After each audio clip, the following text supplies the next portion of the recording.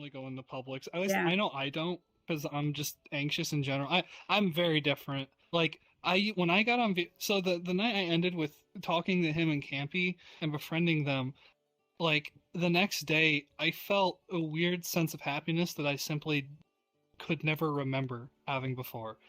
And like I've had literal arcs in my VR chat life. I know a lot of people sometimes experience this, but I know there was I started experiencing like the next day I ended up meeting a person named Till, who's also one of my closer friends. So like within the first 2 days I met a lot of the people that I would end up interacting with to this day. And like that's why I consider myself very fortunate, because Mm. that's not common, and it's even less common now because of I think that culture shift that has happened with like having a lot of how Mm. accessible VR is now. I experienced it to a point that I ended up having like mental instability. My metaphorical dam broke, because when I became happier, I became more aware of how sad I was. And how bothered I was by my parents, how bothered I Mm. was by other things. And then very quickly I started learning that my I started very quickly learning that I was very closeted. Mm. And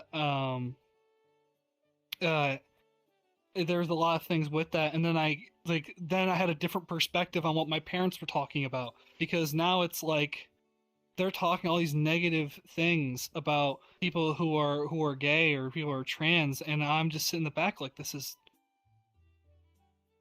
what this is some of this is just crap. And it's like this is so dehumanizing to Mhm. listen to. It's just so like and Mm. I became reliant on VR. Like I'm sure Miss probably remembers. I was Mhm. on Mm. all the time. Like I had circles so that every hour of the day I would have somebody I could be around that wanted me around, and I could hang out and be fun and everything. And um I needed that.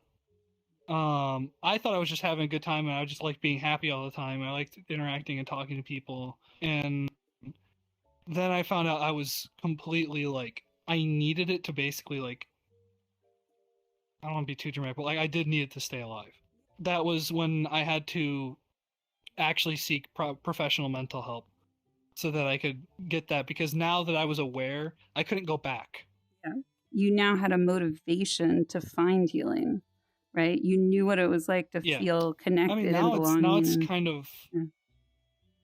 now it's kind of the opposite, which is what's weird. That's kind of like the main thing that's like changed is it's like I love being around people, but I'm not reliant on it. I'm not on VR chat. I have to through different things. My situation is just very different from before, but like Yeah.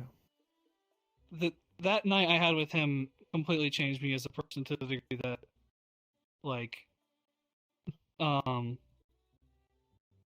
I needed to find that I need to get another hit of that happiness and Mm. that Mm. feeling of being seen, and Mhm. that feeling of like people not not judging me, not like just ignoring me, but like people talking to me and them latching onto my personality. Like they were latching onto who I was. And I it was the only time where I felt like that, and that was unreal. That's a bit That's of a so rant. interesting. It gave you a mirror to like value yourself.